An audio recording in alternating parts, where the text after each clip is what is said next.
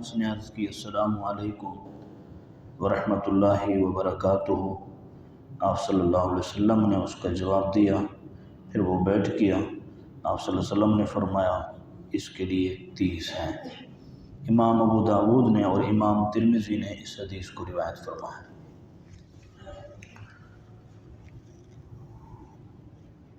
نبی کریم صلی اللہ علیہ وآلہ وسلم کی سیرت طیبہ میں سے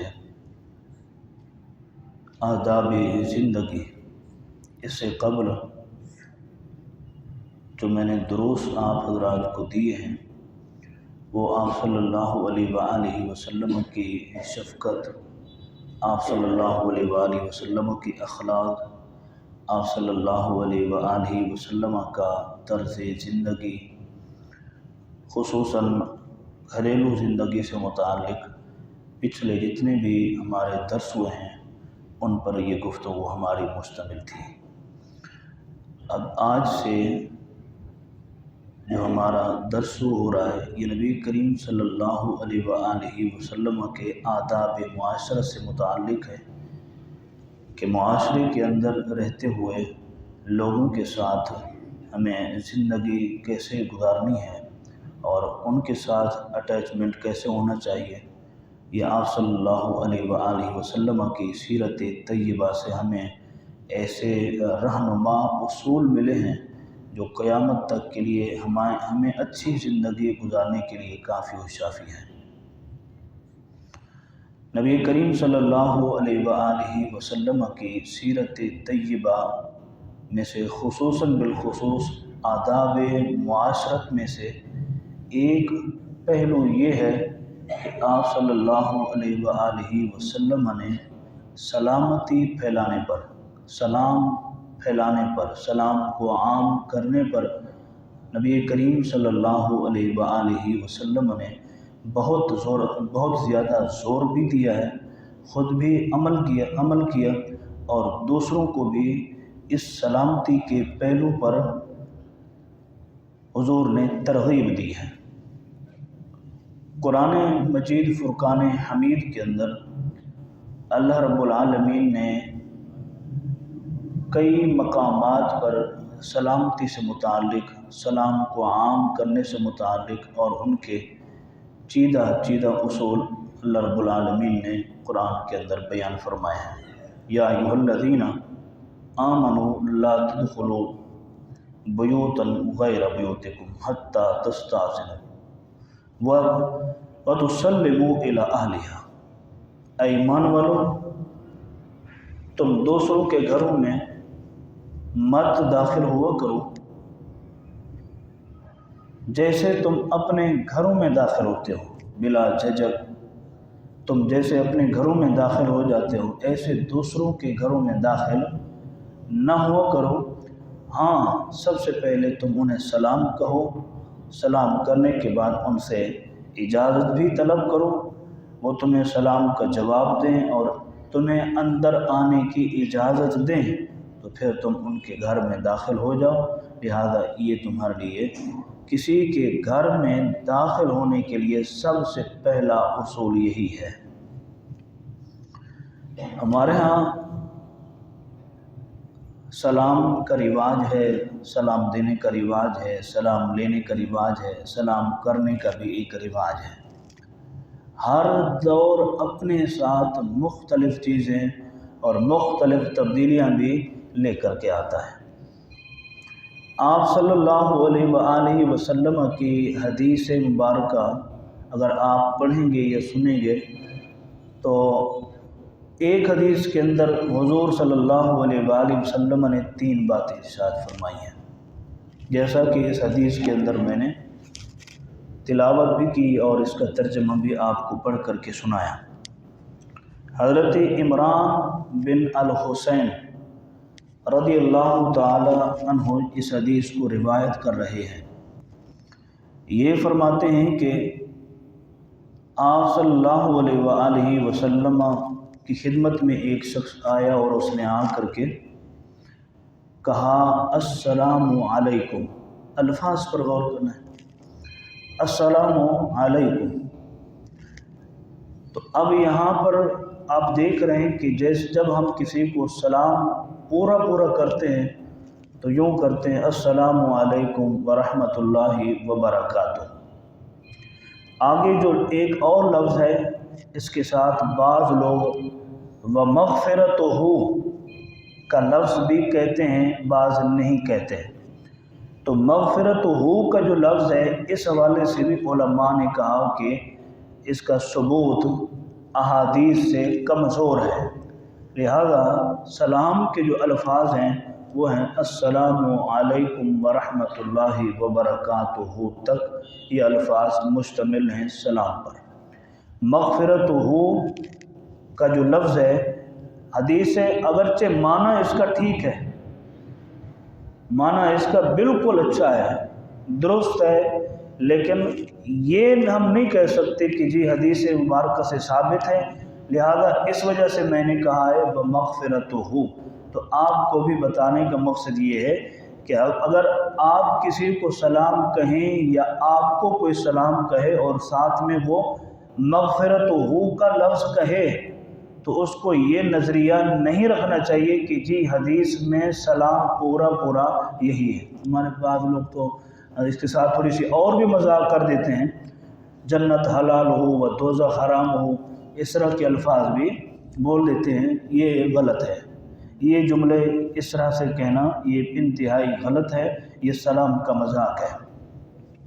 لہذا آپ صلی اللہ علیہ وسلم نے 3 کلمات ارشاد فرمایا السلام علیکم ورحمۃ اللہ وبرکاتہ، جیسا کہ حضرت عمران بن حسین رضی اللہ تعالی عنہ فرما رہے ہیں کہ نبی کریم صلی اللہ علیہ وآلہ وسلم کی خدمت اقدس میں ایک شخص حاضر ہوا اور اس نے آ کر کے کہا السلام علیکم، تو آپ صلی اللہ علیہ وسلم نے اس کا جب جواب دیا تو یہاں پر جس نے آپ کو السلام علیکم کہا تو آپ بھی اس کا جواب اتنا ہی دے سکتے ہیں وعلیکم السلام، اور اگر وہ کہتا ہے السلام علیکم ورحمۃ اللہ تو آپ بھی اسی کا جواب دیتے ہوئے یوں کہیں گے وعلیکم السلام ورحمۃ اللہ، اور جب آپ کو وبرکاتہ تک کے الفاظ تک کہتا ہے تو ہمیں بھی اسی طرح کا جواب دینا ہوگا وعلیکم السلام ورحمۃ اللہ وبرکاتہ۔ تو آنے والے شخص نے اتنا کہا السلام علیکم، تو آپ صلی اللہ علیہ وسلم نے اس کا جواب بھی ویسا ہی دیا۔ وہ حضور کے قریب بیٹھ گیا تو آپ صلی اللہ علیہ وسلم نے فرمایا عاشرون، اس کے لیے 10 نیکی ہیں۔ پھر دوسرا آیا، حضرت عمران بن حسین کہتے ہیں اس نے کہا السلام علیکم ورحمۃ اللہ، تو آپ صلی اللہ علیہ وسلم نے اس کا جواب اتنا ہی دیا اور ساتھ میں فرمایا عشرون، اس کے لیے 20 نیکی ہیں۔ پھر تیسرا آیا، اس نے آ کر کے پورا سلام کیا، کہا السلام علیکم ورحمۃ اللہ وبرکاتہ، تو حضور صلی اللہ علیہ وسلم نے بھی اس کا جواب وبرکاتہ تک دیا، اور اس کے لیے آپ صلی اللہ علیہ وسلم نے فرمایا ثلاثون، اس کے لیے 30 نیکیاں ہیں۔ ظاہر ہے جو جتنا بڑا عمل کرے گا اتنا زیادہ اللہ رب العالمین کی بارگاہ سے نیکیاں پائے گا۔ تو حضور صلی اللہ علیہ وسلم نے فرمایا کہ اگر تم نیکیوں کے سمندر تیار کرنا چاہتے ہو، اگر تم نیکیوں کے ڈھیر لگانا چاہتے ہو تو روزانہ یہ عمل کیا کرو کثرت کے ساتھ، یہ عمل روزانہ کثرت کے ساتھ کیا کرو۔ اب بیٹھے بیٹھے انسان آنے والے 10-15 لوگوں کو اس طرح سے السلام علیکم ورحمۃ اللہ وبرکاتہ کہے اور ان کا جواب سنیں تو بیٹھے بیٹھے سینکڑوں ہزاروں تک وہ نیکیاں کما سکتا ہے، سینکڑوں ہزاروں نیکیاں کما سکتا ہے۔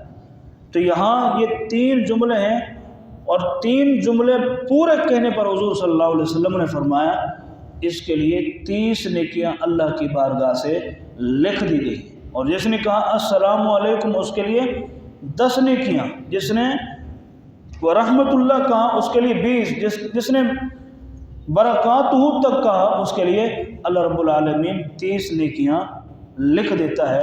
اچھا یہاں پر ہمیں یہ بھی نہیں اس بات کو غلط تصور کرنا چاہیے کہ جی اس نے مجھے کہا السلام علیکم تو یہ تو سلام اس نے پورا نہیں کیا۔ تنقیح کا نشانہ، طعن کا نشانہ ہم کسی کو نہیں کر سکتے۔ یہاں حضور صلی اللہ علیہ وسلم نے جو کیٹیگریز بتائی ہیں وہ نیکیوں کے درجات سے متعلق بتائی کہ اگر یہ کہو گے تو اتنی نیکیاں، یہاں تک کہو گے تو تمہارے لیے اتنا نیکیاں، اور اگر کوئی آ کر کے ہمیں یوں کہہ دے السلام علیکم تو بھی اس کا سلام پورا ہو گیا۔ اور احتیاط اور بہتر یہی ہے کہ آنے والا شخص السلام علیکم ورحمۃ اللہ وبرکاتہ کہے۔ یہ سب سے زیادہ مناسب اور بہتر طریقہ یہی ہے جو میں نے آپ کی خدمت میں ابھی عرض کیا ہے۔ اور اگر کوئی آ کر کے آپ کو کسی کا سلام بھیجتا ہے، مثال کے طور پر آپ آئے، آپ نے کہا کہ فلاں صاحب مجھے ملے تھے اور وہ آپ کو سلام بھیج رہے تھے، تو ہماری عادت پتہ کیا ہوتی ہے؟ تو ہم کہتے ہیں وعلیکم السلام۔ ہم سلام کا جواب جس شخص نے جو غائب ہے، جو موجود نہیں ہے، اس کے سلام کا جواب ہم یوں دیتے ہیں وعلیکم السلام۔ یہ غائبانہ سلام کے جواب کا طریقہ نہیں ہے، بالکل طریقہ یہ نہیں ہے۔ طریقہ یہ ہے کہ اگر آپ کو کوئی دوسرے کا سلام آ کر کے کہے تو آپ اس کے سلام کا جواب یوں دیں گے علیکہ وعلیہ السلام، علیکہ وعلیہ السلام، تجھ پر بھی اللہ کی سلامتی ہو اور اس پر بھی اللہ کی سلامتی ہو۔ یہ ہے غائبانہ سلام کے جواب کا طریقہ۔ اور اگر کوئی خاتون آ کر کے کہتی ہے تو پھر ہم اس کو یوں کہیں گے علیکی۔ اب علیکہ نہیں کہیں گے، مرد کے لیے علیکہ اور عورت کے لیے علیکی۔ اگر کوئی عورت کے لیے کہتی ہے تو پھر ہم اس کو جواب یوں دیں گے علیکی وعلیہ السلام۔ اور اگر وہ مرد کا سلام آپ کو پہنچاتی ہے تو آپ یوں کہیں گے علیکی وعلیہ السلام۔ یہ ایک گرامر کا قاعدہ ہے، اسی حساب سے پھر وہ جواب دینا پڑتا ہے۔ تو یہ ہے طریقہ کسی کے غائبانہ سلام کے جواب کا، جیسا کہ حضرت عائشہ صدیقہ رضی اللہ تعالی عنہا روایت خود کر رہی ہے، فرما رہی ہیں قال علی رسول اللہ صلی اللہ علیہ وآلہ وسلم، فرماتی ہیں کہ حضور اکرم صلی اللہ علیہ وآلہ وسلم نے مجھ سے فرمایا ھذا جبرائیل یقرأ علیک السلام، اے عائشہ صدیقہ یہ جبریل ہیں علیک السلام، یہ تمہیں سلام دے رہے ہیں، یہ تمہیں سلام پیش کر رہے ہیں۔ اب حضرت عائشہ صدیقہ نے پھر کیا جواب دیا؟ جیسا کہ میں نے ابھی آپ کو طریقہ بتایا وہ اسی حدیث سے ثابت ہے۔ اب حضرت عائشہ صدیقہ رضی اللہ تعالی عنہ کو حضور نے کہا یہ جبریل ہیں اور تمہیں سلام بھیج رہے ہیں، تو اب حضرت عائشہ نے فرمایا علیہ السلام ورحمۃ اللہ وبرکاتہ، اس پر اللہ رب العالمین کی سلامتی ہوں اور اللہ کی رحمتیں ہوں اور اس کی برکات کا نزول ہو، کن پر؟ حضرت جبریل امین علیہ السلام پر۔ یہ حضرت عائشہ صدیقہ نے حضرت جبریل کے سلام کا جواب ان کو عطا فرمایا۔ لہٰذا ہمیں بھی اسی طریقے سے جو حضور نے شریعت کے اندر ہمیں الفاظ دیے ہیں ان الفاظ کو اگر ہم اپنا لیں تو یہ طریقہ ہمارا بہتر ہے۔ بعض اوقات ہمارے سلام کے انداز مختلف ہوتے ہیں، جیسا کہ بعض لوگ منہ سے کہہ دیتے ہیں السلام علیکم، بعض وہ لوگ ہوتے ہیں جو گزرتے ہوئے یا بیٹھا ہوا دور سے جا رہے تو وہ یوں ہاتھ کھڑا کر دیتا ہے، ظاہر ہے قریب تو نہیں ہے تو کہ اسے ہاتھ یوں ملا کر کے سلام کرے، دور ہے تو اس نے یوں ہاتھ اٹھائے، تو اس کے لیے یہ الفاظ بھی کہنے ہوں گے السلام علیکم، نہ یہ کہ صرف یوں ہاتھ کھڑا کر دیا اور اسے سلام ہو گیا، یہ سلام مکمل نہ ہوا۔ اس کا مطلب یہ ہے کہ آپ نے صرف اسے اشارہ کیا ہے، اسے سلام نہیں کیا ہے۔ چھوٹی چھوٹی باتیں ہوتی ہیں، اگر ان پر ہم غور کریں تو اس میں کافی کچھ ہم سیکھ سکتے ہیں۔ تو اسی طریقے سے بعض اوقات ایسا بھی ہوتا ہے کہ ہم قریب آ کر کے دونوں ہاتھوں میں اپنے ہاتھ دے کر کے بھی سلام نہیں کہہ سکتے۔ ہم نے ہاتھوں میں اپنا ہاتھ دے دیا اور ہم نے السلام علیکم نہ کہا، یہ بھی ہماری غفلت اور سستی کی بہت بڑی مثال ہے۔ یہ بہت بڑا المیہ ہے ہمارے درمیان کہ ہم سلام بھی دے رہے ہیں، سلام دینے کے لیے ہم نے وقت بھی نکالا، لیکن ہم وہ الفاظ نہ کہہ سکے جو الفاظ اللہ کے محبوب صلی اللہ علیہ وسلم نے ہمیں عطا فرمائے۔ تو یہاں پر بھی آ کر کے ہم نے ایک دوسرے کے ہاتھوں میں ہاتھ دیا ہے، ہم نے سلام نہیں کیا، لہذا ہاتھوں میں ہاتھ بھی دیا جائے اور ساتھ میں سلام بھی کیا جائے تو یہ مکمل سلام کہلائے گا، اور یہی طریقہ آپ صلی اللہ علیہ وآلہ وسلم نے عطا فرمایا۔ بعض اوقات ایسا بھی ہوتا ہے کہ ہم لوگوں کے مزاج کا، ان کی طبیعت کا خیال نہیں رکھ پاتے۔ ہمیں سلام سے محبت ہے، سلام کرنا بھی چاہیے، لیکن ہمیں یہ بھی دیکھنا ہوگا کہ سلام کرنے کے مقامات کہاں کہاں ہیں اور کہاں کہاں نہیں ہیں۔ اب آپ ذرا اندازہ کریں گے، جہاں ایک جگہ پر کچھ حضرات سو رہے ہیں اور کچھ حضرات جاگ رہے ہیں، تو ایک بندہ آتا ہے اور اونچی آواز سے کہے السلام علیکم، ظاہر ہے جو آرام کر رہے ہیں وہ اس آواز کی وجہ سے جاگ جائیں گے یا ان کے آرام میں خلل واقع ہوگا۔ تو یہاں بھی مناسب طریقہ یہی ہے کہ سلام آپ ضرور کریں، لیکن اپنے لہجے کو، اپنی آواز کو تھوڑا سا آہستہ رکھیں تاکہ آرام کرنے والے کے آرام میں کوئی پریشانی واقع نہ ہو۔ جو جاگ رہا ہے اس تک آپ کے سلام کی آواز پہنچنی چاہیے۔ ہاں اگر ویسے ہی کوئی لیٹا ہوا ہے اور وہ آرام نہیں کر رہا تو اس میں پھر کوئی مذائقہ نہیں ہے۔ جیسا کہ یہ بات بھی میں آپ کو حضور اکرم صلی اللہ علیہ وآلہ وسلم کے صحابہ سے ہی بتا رہا ہوں۔ حضور اکرم صلی اللہ علیہ وآلہ وسلم کے ایک صحابی حضرت مقداد رضی اللہ تعالی عنہ ہیں، ان کا میں نے شاید تذکرہ بھی کیا ہے 50 صحابہ کی سیرت پر جو میں نے گفتگو کی تھی، ان کی سیرت پر بھی گفتگو کی تھی۔ حضرت مقداد رضی اللہ تعالی عنہ کی یہ جو حدیث ہے بہت زیادہ طویل ہے۔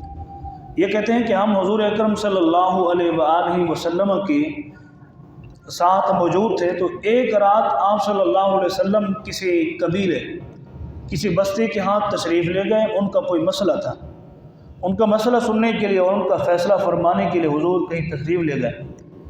تو ہم یوں کرتے تھے، بکری کا دودھ نکال کر کے حضور کو بھی دیتے تھے اور خود بھی پیتے تھے، یعنی برابر برابر تقسیم کرتے تھے۔ تو اس رات ایسا ہوا، حضرت مقداد فرماتے ہیں کہ مجھے بھوک بہت زیادہ لگی ہوئی تھی۔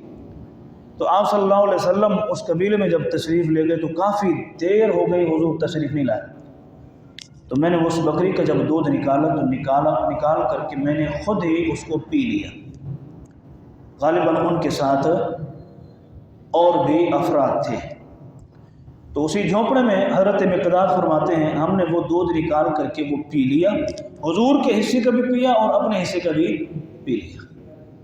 اب جب آپ صلی اللہ علیہ وآلہ وسلم تشریف لائے تو میں ڈر گیا۔ میں نے کہا کہ میں نے آج حضور کا حق کھا لیا ہے، میں نے آج حضور کا حق استعمال کیا آپ کی اجازت کے بغیر۔ لہذا حضرت مقداد فرماتے ہیں میں نے سونے کا بہانہ بنایا، میں نے سونے کا بہانہ بنایا کہ اب کمبل اوڑھ کے سو جاتا ہوں، حضور آئیں گے، دیکھیں گے اور آواز لگائیں گے، اٹھائیں گے تو میں جان بوجھ کر کے سونے کا بہانہ بنا کے سویا رہوں گا۔ تو حضرت مقداد رضی اللہ تعالی عنہ فرماتے ہیں کہ نبی کریم صلی اللہ علیہ وسلم جب تشریف لائے تو